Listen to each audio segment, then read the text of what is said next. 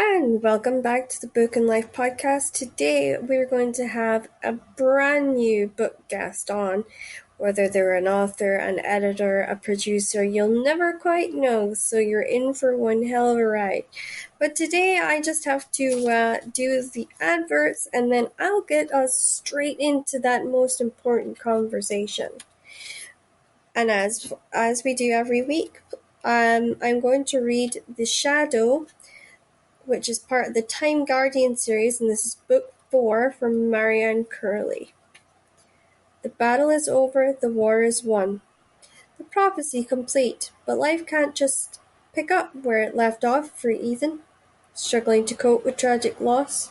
At odds with friends in the guard, he finds himself adrift, jumping in shadows and sensing someone who can't possibly be there. Blaming herself for the goddess Athena's death, Giselle swears revenge, to vilify the Immortals' plan for world domination. But Giselle hadn't planned on love, and that leaves her with an unbearable choice. Should she follow her heart, or the strings of a goddess short on praise but high on expectation, who continues to pull her from the grave? As the Guard and the Order battle through the past and into an impossible future, darkness lurks round every corner. The fight for the world's survival rests with just one. Is it friend or foe who stands in the shadow? And just a reminder that The Price of Freedom by Rosemary Rowan, is being donated to the Ukraine refugee crisis. And here's the blurb for her book. It's one of her Roman British crime series, which was written under her maiden name. All editions can be found online where all books are sold, even her agents donating her commission. Sorry, I don't have the blurb for that, but that's what she's doing. And now, without further ado, let's get you to the guests.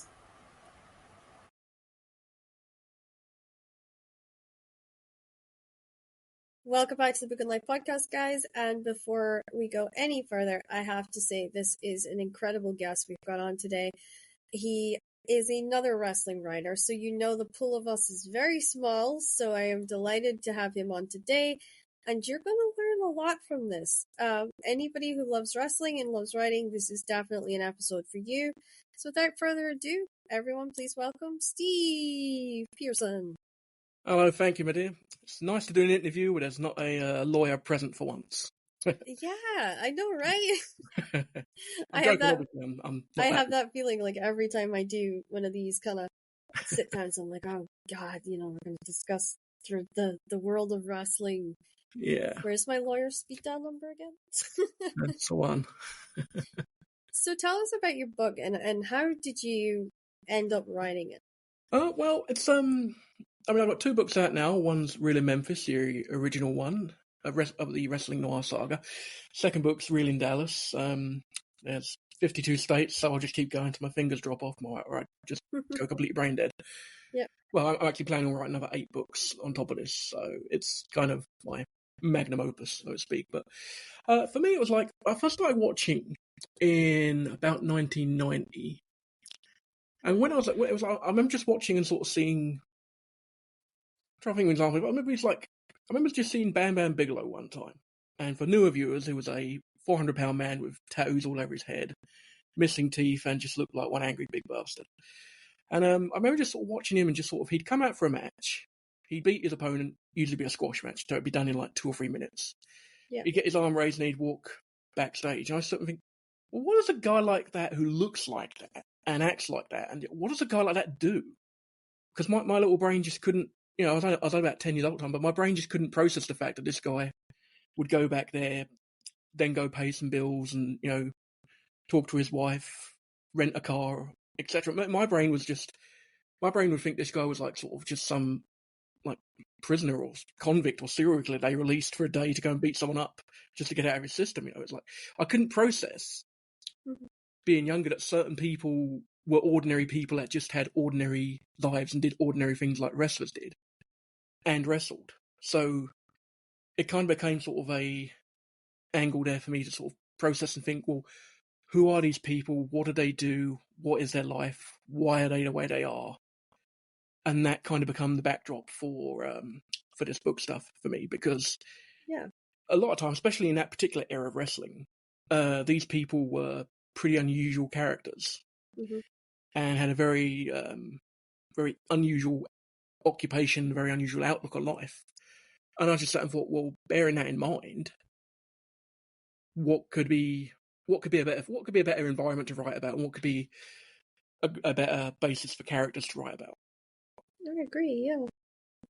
I think that's the thing, like, because wrestling to everybody is different and everything is different. So sometimes it's good to have, when you're bringing your own perspective to the table, because it can almost generate better ideas, generate better concepts, and have that kind of ooh moment.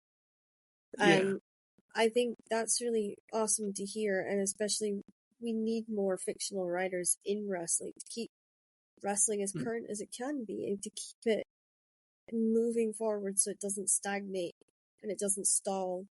Mm. Especially now that we're seeing the returns of indie promotions starting to pop up again, and Mm. especially after COVID when so many of them went bankrupt. I think it's Yeah. really Yeah. important, and it's good to see that that ball is in a way still rolling forwards. Sure. It's I mean, with any form of transgressive fiction, it's a case of you're always pushing forward and building Mm-hmm. characters and pushing ideas forward. So it's really important these days that more people write. And it's one of these things. If you look at AI these days that are writing books for you, it's like, oh, come on, no, just give me something real, give me Trust something me, it doesn't authentic, give me work. something no, give me something intangible. It's like I'll go on ChatGPT at times, and Yeah, I'll put like a chapter I'll put in and say I'll just like rewrite this for me, or finish this for me, and it will just be the most sappy, saccharinely sweet sort of predictable, tired thing ever. And I thought, right, okay, yeah, I'm definitely not writing that. So I'm definitely on the right track, because I wouldn't have even considered these things.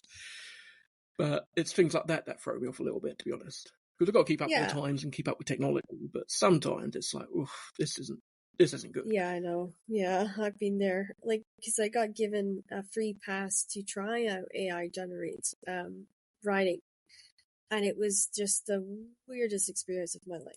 It Hmm. really was. I was like, what am I doing? And am I doing this right? You end up completely questioning yourself right at the back door, and you're like, what am I doing? What am I doing? So you have to almost kind of take a step back and look at it. And some of the funniest things I've actually heard on a wrestling podcast was somebody sent in fake podcast scripts or AI generated podcast scripts based off of the podcast that's already been done.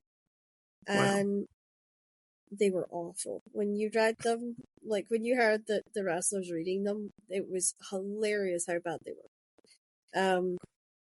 And I just think AI isn't at that point where it Yeah. can really threaten the writing world. It's getting there, but it's not there yet. And I No. think you kind of have to keep that in mind, especially when strikes are going No. on and when the writing industry's changing as a Sure. whole. And it's not like Monday Night Raw's Shakespeare or nothing, is it? It's very base anyway to begin with. So Yeah, if you can't even keep up to that standard, then I don't think we need to worry about AI just yet. So no, I don't think so either. I think in maybe 5, 10 years time, yeah, but not at the specific moment in time, no. no, I wouldn't have thought so. So how did you get into writing? What was your journey Um, into the world of writing? well, I had a well. It's the thing, you get writers that say, "Oh, I had a dark period," and Hmm. I had a black period in my life and a dark period and that, and it's like, bad things happen to people, but you know, um, I walked in some very eclectic circles, and I spoke to someone recently who come back from Afghanistan and had seen Yeah. all sorts of horrible things I won't even mention, and it's like, sort of, you listen to people like that, and it's like, well, this guy's really been in the weeds. I'm just some guy writing books, basically. But I had a period where I didn't really go out much, basically. I had a Yeah. bit of depressive period, and all I did was sort of read, because Hmm. I was in a really bad way, to the point where if the electric went off, I wouldn't put money on it. I'd just sort of sit there in the dark. So I was in Yeah. a real bad way with things. But all I used to do was read, and like I say, charity shops would just say, like, an endless resource of books, basically, that people were throwing out or weren't interested in. And I just read a multitude of books in like a year-long period. And I remember reading Let the Right One In by John Linsky. And not only was it a really, really good read, but his writing was very expressive. And it was very, very emotive, and it was just so very, something about it just, without wishing to disparage it, just seemed easy. You know, he had a style that sort of like, it was very easy and very, very fluid. And I sat and thought, I wonder if I could do that, you know. So you just start writing, you know, you write a paragraph, then you write a chapter, and then before you know it, you're sort of cooking, basically. And it's like, oh, okay, this isn't too bad, you know. And also, I'm a big fan of his work. And there's a lot of other great authors out there of a similar sort of style, you know. And I just sort of studied them, and it's like, right, well, it's not a case of just copying people, is it? It's kind of taking what they do, being inspired by it, and then adding your own sort of take and your own spin on things, which is exactly what I did. So I think it sort of came there. The ideas wise, like I say, it's in the previous era of wrestling, most of the people were very challenging, we'll say. They're very, very, very unique people, and they're in a very unique sort of world. So you kind of look at it and just think, well, this whole thing as a backdrop is kind of a blank canvas for me. And there's not a lot of wrestling fiction writers anyway. So it's like, I sort of looked at it, well, I can't really be accused of plagiarizing anything or stealing or borrowing or pilfering. So it's a case of, well, this is kind of like my own little platform to go with. So I kind of went from there, really.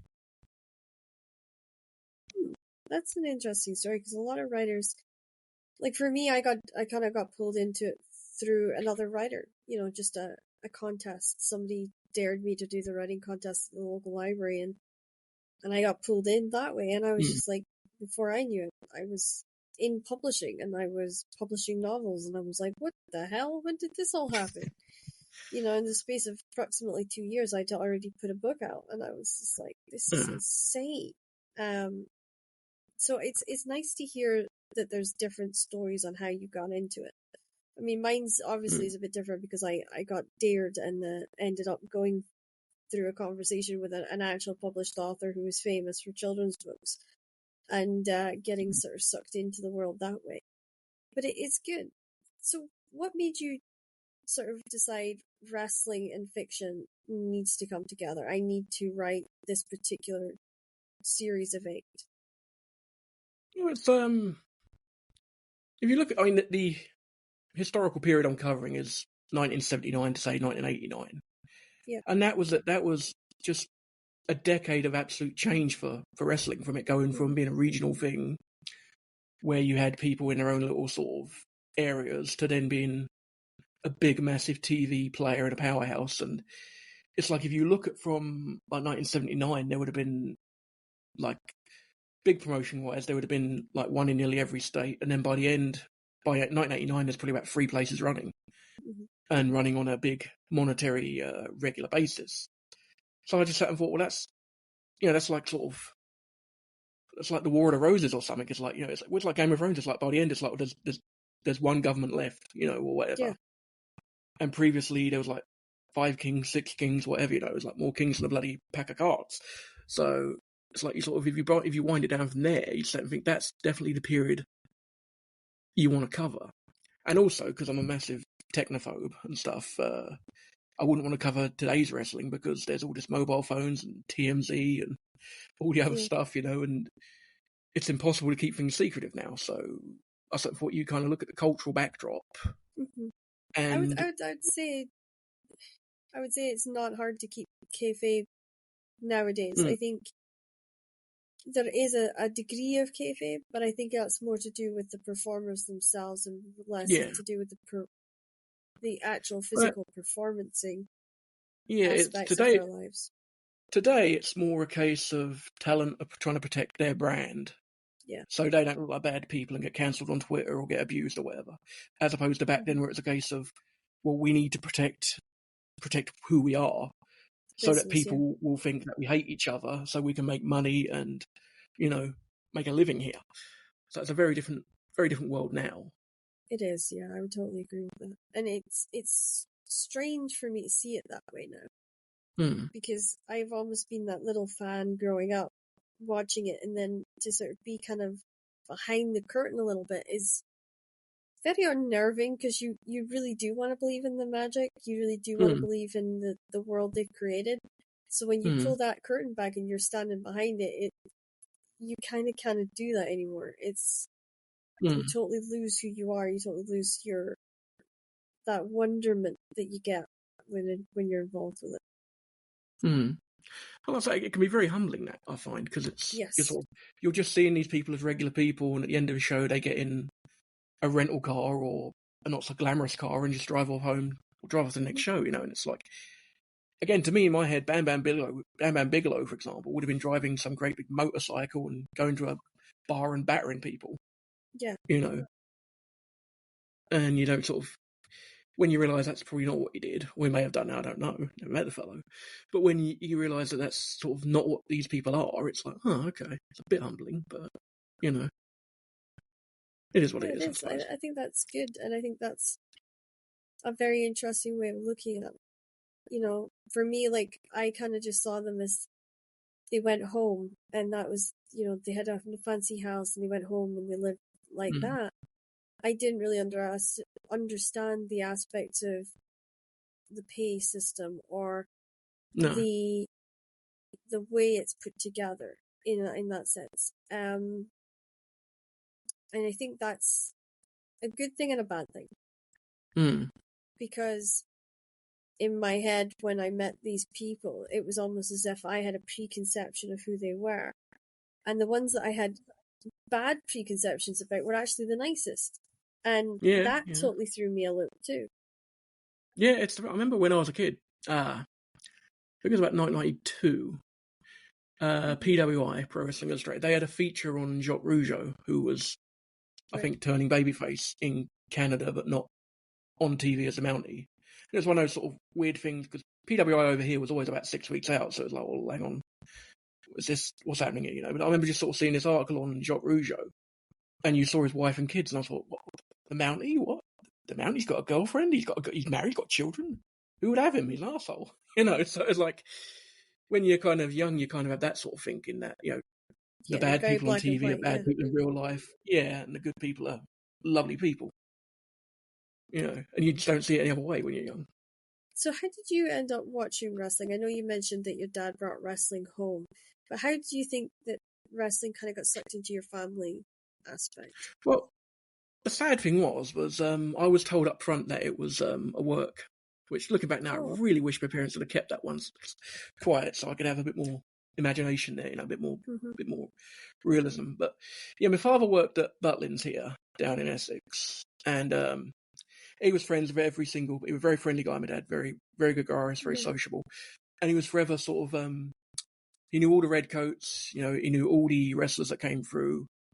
And I yeah. vaguely remember bits and bobs, but I remember just being absolutely bloody Hmm. terrified of giant haystacks, because obviously I was only about 2 or 3 at a time, and he was a monster of a man.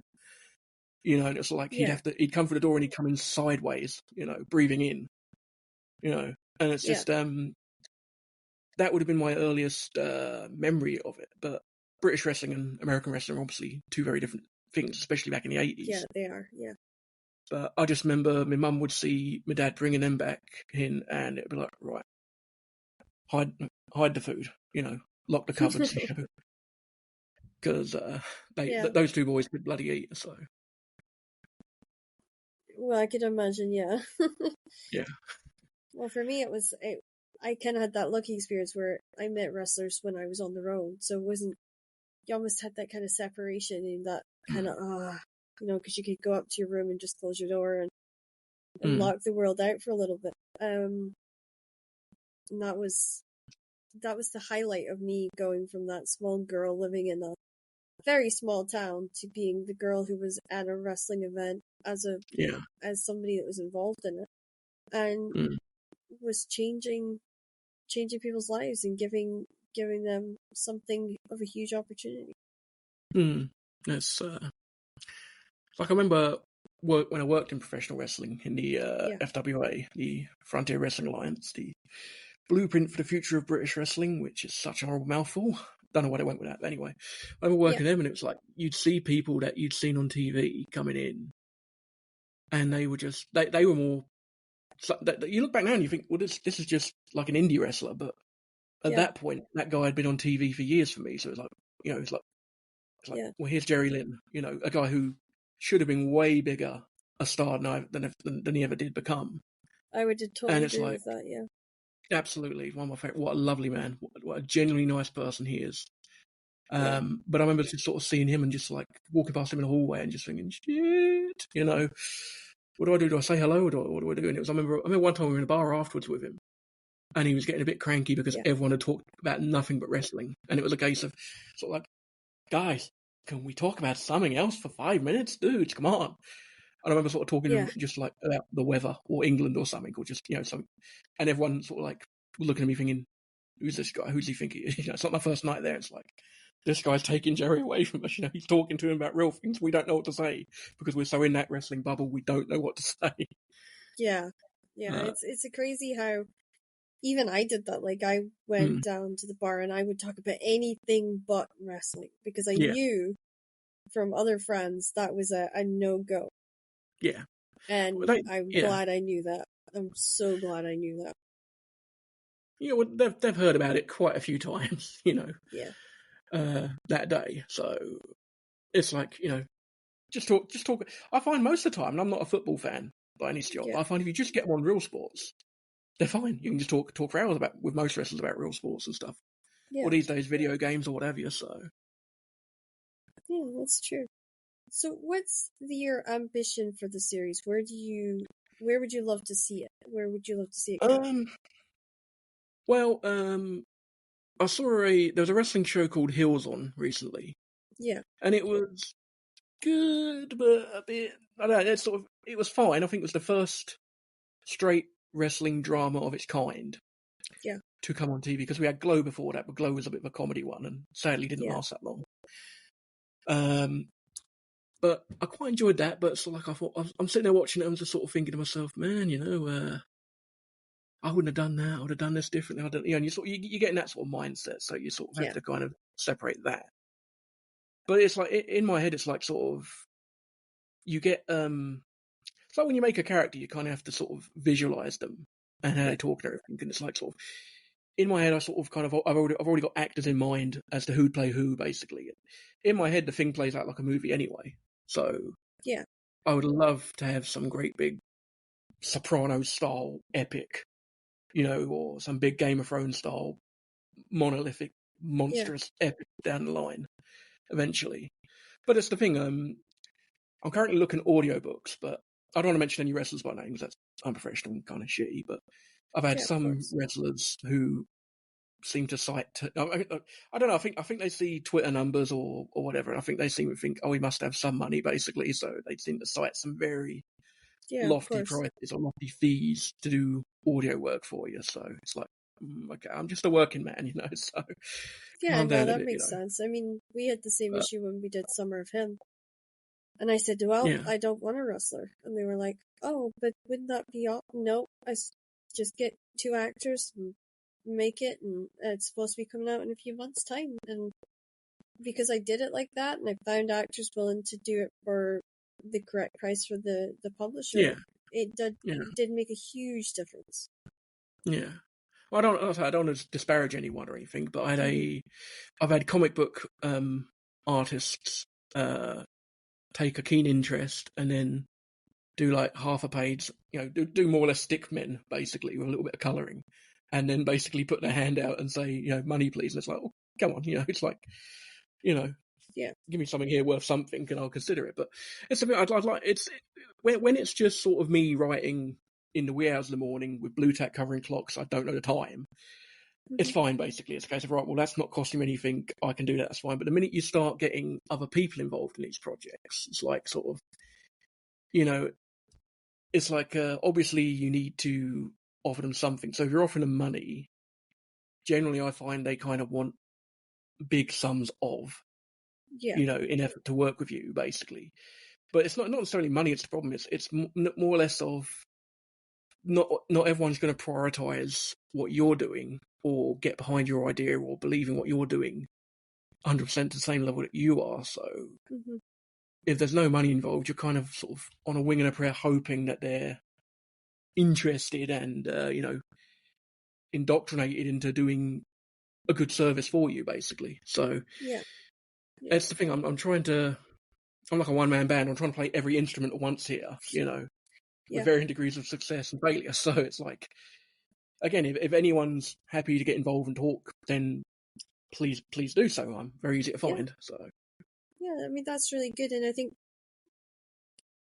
for people that are out there listening and stuff, it's very difficult to find people that will promote your stuff to sort of niche audiences, and yeah, this is a very niche audience. And I think I'm lucky because I have Joe to bash ideas off of and to go, sure. I got this far, now I'm stuck, what do I do? Mm. If I didn't have that support, I very much doubt that there would be a Marie's book series or any Yeah. of the book spin-offs, really, because in my head it's like, oh, this is going to take me forever. 64 books is a long time.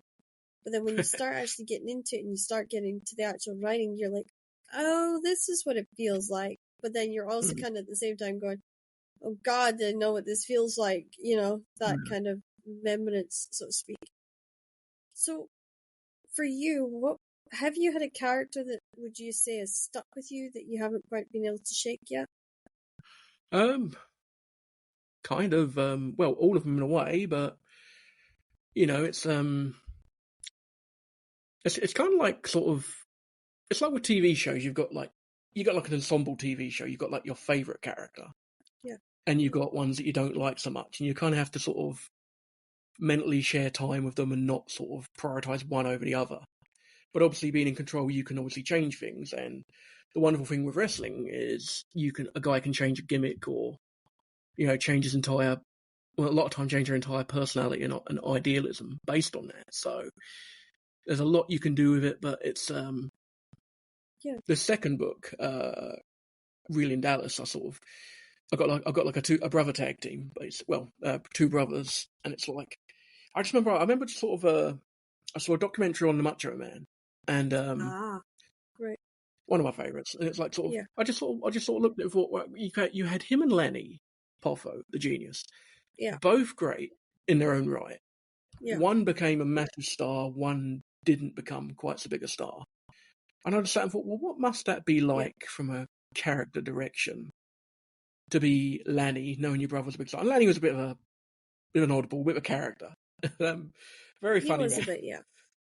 Yeah, and it's like you look at it and think, well, he's given his takes on things, but it's like sort of, what must it be like to have a brother who's more sort of successful than you and Yeah. more prominently featured than you, and you be the guy that sort of gets left behind? What must it be like to be not necessarily the Genetti of the group, but sort of the lesser of? And then you sort of work in that, and then sort of think, well, if you throw other things in, if you make one character gay Mm-hmm. in 1980, which in professional wrestling, which that wouldn't Yeah, exactly have no been go. Yeah. approved, and you make him the better of the two, basically, and then you go with the idea that while he's the better of the two, he doesn't even like wrestling, he just likes the male aspect of it in a different, uh, aspect. And then you've got the other guy who loves wrestling but isn't that good at it. And so Yeah. you got that sort of base. Then at that point, you're off to the races, you're cooking, because you're thinking, well, you've got conflict here from the very off, and it's just sort of, hello, Yeah. No, I get it. I totally. who's up And I there? think that was the kind of decision for mine as well, because Hmm. I went for twin sisters who turn on each other through publishing each other's diaries. And I had to take a really good two shoes girl and turn her bad because that was how Yeah, that story would work. And I was lucky. I yeah, had Ross, a friend of mine, who was able to kind of give me some guidance on, well, what a higher upper class English family would be like. And then I was able to work with Joe as my co-writer to kind of get and glean from him how sure. the shards might fit together, because I'm the same as you. All I'm right. a movie in my head kind of chick. Yeah, So yeah. that was a very interesting experience for me. So when you come to write, what's your chosen technique? What is the technique that you use the most? How do you mean? Because my whole process is no distractions. You Yeah, know, no, I was gonna say that. So yeah. it's like, what do you do to stop yourself procrastinating? Do you use a word goal site to keep you accountable? Do you find that there's other things Um. that will draw you in that will make it harder for you to get your writing done? Well, I'll do. I'll sort of. I kind of I've had a lot of different jobs over the years where I've dealt mainly with the public. You know, everything from security guard to bartender to you know a litter picker for Christ's sake. I've done Yeah, every. There's not a job out there I've not done where I've been working with the public and talking to the public. And when you work with the public, you get ideas just by sort of what people say. There's a funny one. It's like the other day, it was 2 days ago. I'm in McDonald's and there's a young couple having a barmy, having a right sort of having a set right to argument about something. yeah, Yeah, complete. And the guy and I'm listening in. And I'm with a friend. And I'm sort of listening and saying, "Oh, this is interesting." I can't know what they're arguing about. But they're really laying strips. The guy's really laying into her, and he yeah. just turns around and says, "Like anyone in here could be an author right now. They could be listening to us, taking notes, and wind this up in a book. Is that what you want to happen, sweetheart? Because that's what could happen." And I'm thinking, It's "Shit, it's on to me."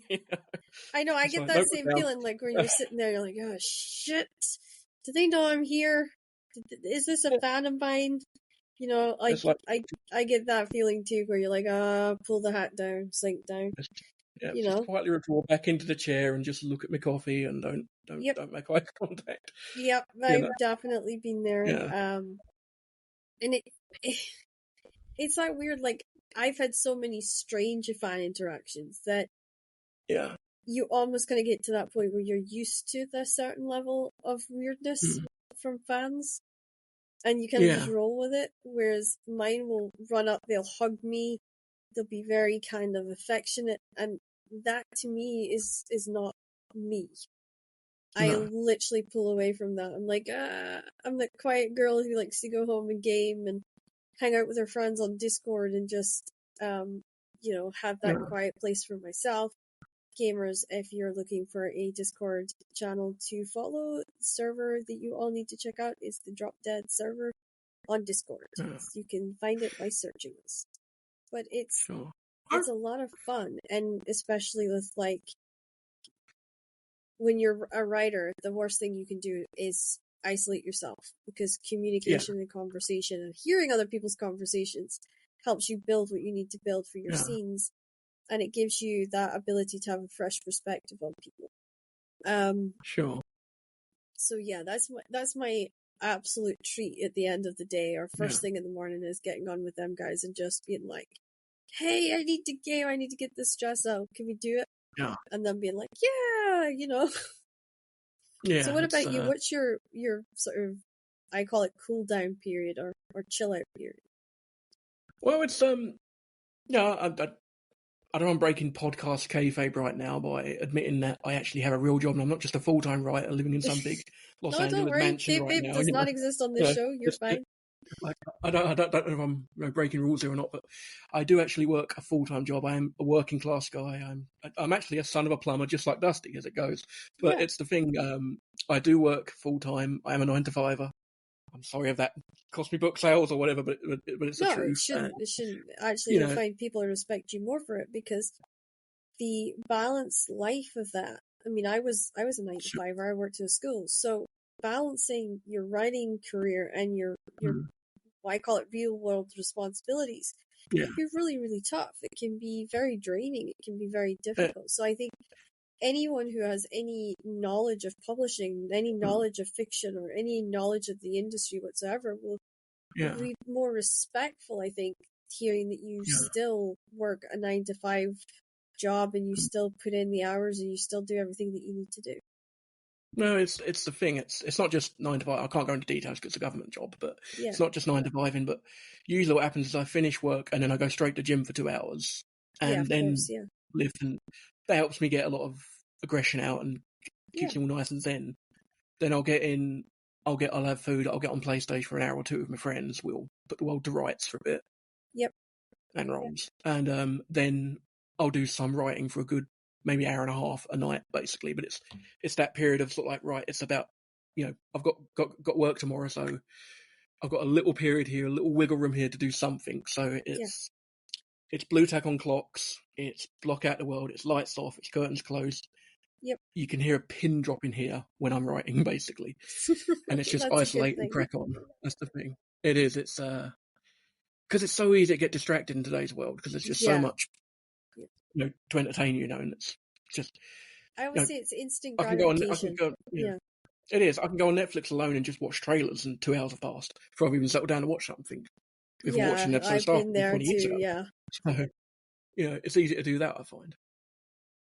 Yeah, and I think that's a really good example to, inspiring writers. Hmm. Find ways that works for you, that allows you to get your time in, that allows you to structure your life and structure the stuff that you need to do in such a way that you don't miss writing time, you don't miss doing things that's important for your career, because one day your books might take off and you don't have to go to the government job. You could stay home, write, and do your thing. And that's kind of what I like to tell writers, is that maybe right now it seems like you're fighting this huge dunghill and you're rolling this ball up there. But when you get to the top and you finally make it to that ledge, it's the most amazing feeling in the world. Did you have that kind of high when you published your book and you held it in your hands for the first time? Yeah, the first time I got the book here, and this is the thing. It's like I had a sort of poor education, basically. So Same, yeah. it's like I'm reading it. I couldn't even read it now because I've got. It's just, you look back now and you think, Christ, my English is so bad here. And it's. I was the same. Yep. Oh, I dear. can't read my old stuff because as soon as I start, I'm like, oh, that needs edited. Oh, I need to get rid of that. Oh, I want to add this in. So the publisher's actually banned me from going back in to read old stuff. Yeah. She's like, nope. She says, I'll do your edits. Just you leave it alone. Because she knows I'll end up doing disappear like into it for 6 months and then stick my head back up again. And she's like, no, we're not doing this. This is how we're doing it. Because you end up doing a George Lucas, basically, re-releasing everything with more bloody TIE fighters everywhere and more bloody little robots and gimmicks and shit. But it's the thing. When I first got the book back, I was like, okay, this is something. It's pretty cool. I think I read it back to back, page by page, twice over. That's and good. then I noticed I'd spelled turbulence wrong on the front cover, and I was like, oh, for fuck's sake. So change the front cover because you put turbulence instead of turbulence. And it's like, okay, right, change that. Yep. But I know it's like it's like a bit of a taboo thing to say anything good about ChatGPT these days, because that's the devil for writers. But I put everything through ChatGPT and got it re-edited into English recently, and got it fixed because I found it a lot better than Grammarly.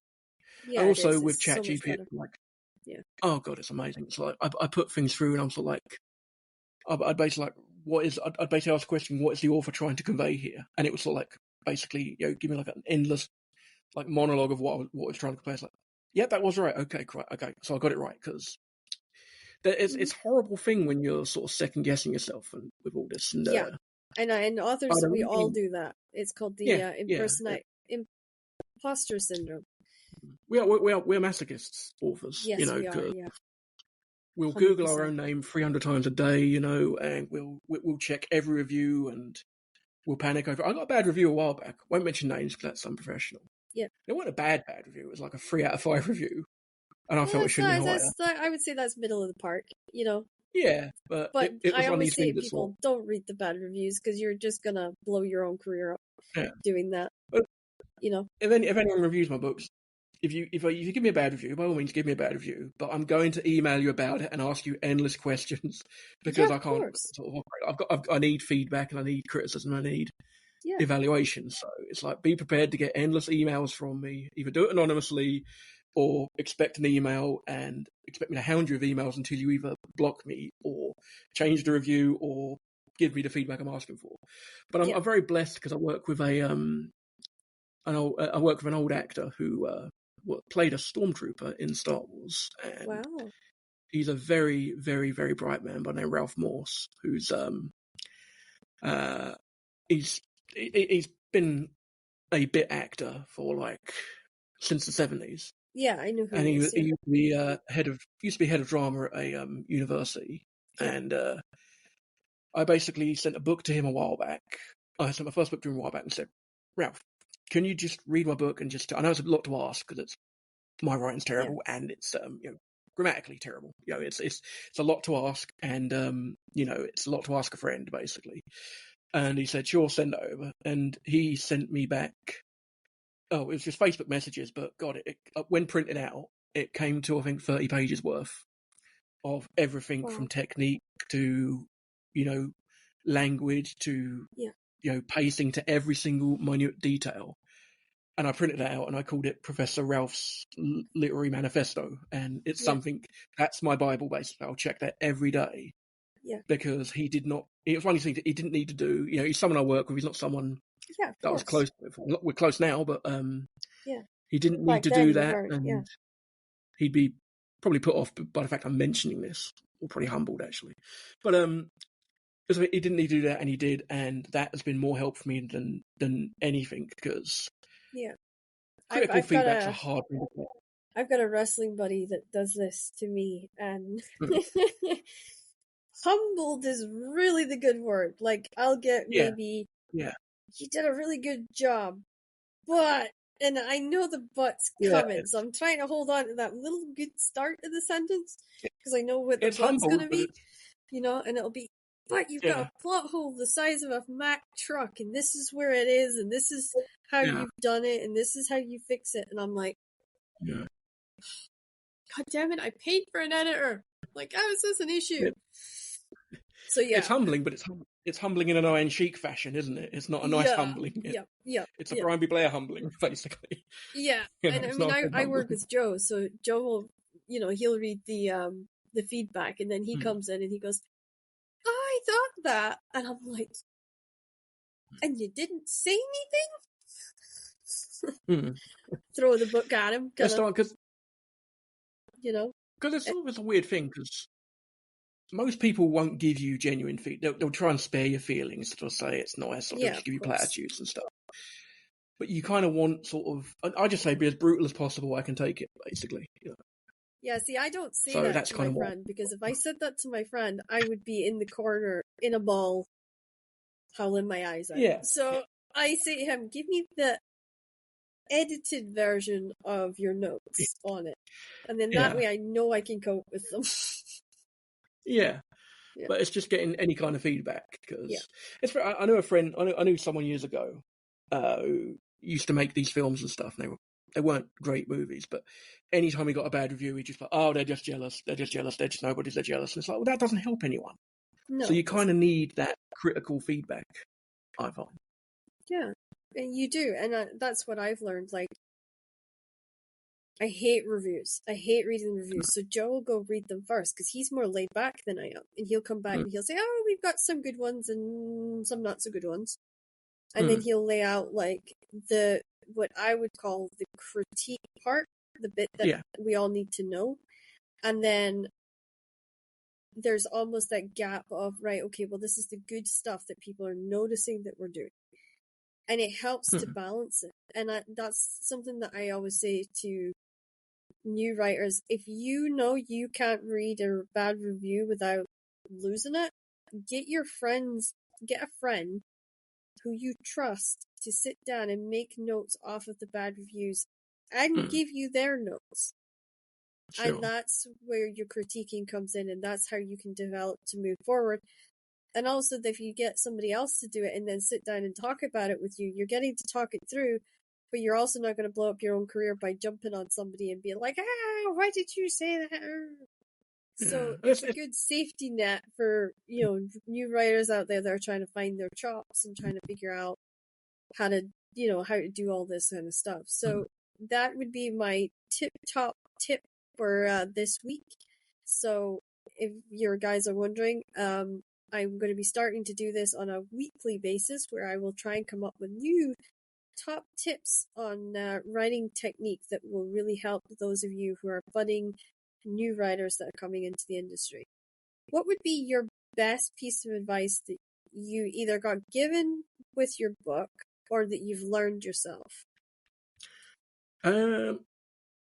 Just do the work. Yeah, Basically, it's the thing that there won't not one sentence of my books will be written unless I actually do it. So it's do the work. exactly. It's Yeah. delay gratification, delay nights out, delay friends, delay the whole thing. Just do the damn work basically. Because I'm guilty of Hmm. not doing that. It's Nothing gets easy to done sort of unless you sacrifice, is what I always say. exactly. Yeah, Yeah. Yeah. it's like what I've enjoyed about the gym. I've been going now for the past 3 months. What I've enjoyed about that is you know, you can't cheat the gym is what I like basically, No, and you you can't can't. cheat writing. I could go right now and say right, ChatGPT, write me real in Wyoming basically, and I'll have a book by the end of the weekend, but it will be absolute pish. So Yes, it won't be a exactly. good book basically. It's like, and I wouldn't dare put it up for sale anywhere. Yeah. But yeah, there's no way of cheating with writing. There's no way of cheating with fiction, and there shouldn't be either. So just No. do the damn work, crack And on, study your plug craft. in. Know what you're writing. Know Exactly. what you're trying to write. Know the Yeah. audiences. That's always what I say. Like, Exactly. if you know what you're trying to put your book into, or you know the world you're trying to get it to fit into, Yeah. you'll stand a far better chance doing that than you will if you just throw shit at a wall and hope it sticks. Exactly. And you're never too old. It's Yeah. never too late to start this. You don't have a physical prime for these things. You look at Cormac McCarthy. He's got to be in his 90s now. He's Yeah, still going exactly. strong. Put out a book this year. So just keep going, keep cracking, keep believing. That's the one. Like Journey said, don't stop believing. I like that. It's a good way to end the podcast. Steve, it's been amazing to have you on. I can't That's all wait right. for book 2, and I'm really looking forward to book 3. And what we'll do is we'll have you back for the upcoming launch of book 3, whenever that may Okay. be. And Okay. Sure. so, yeah, guys, check back in next week as we've got another cracking surprise guest. And we're going to have a few bestsellers coming on in the next few months. You're not going to want to miss this. So check back again on Mondays for your next dose of the Book and Life podcast.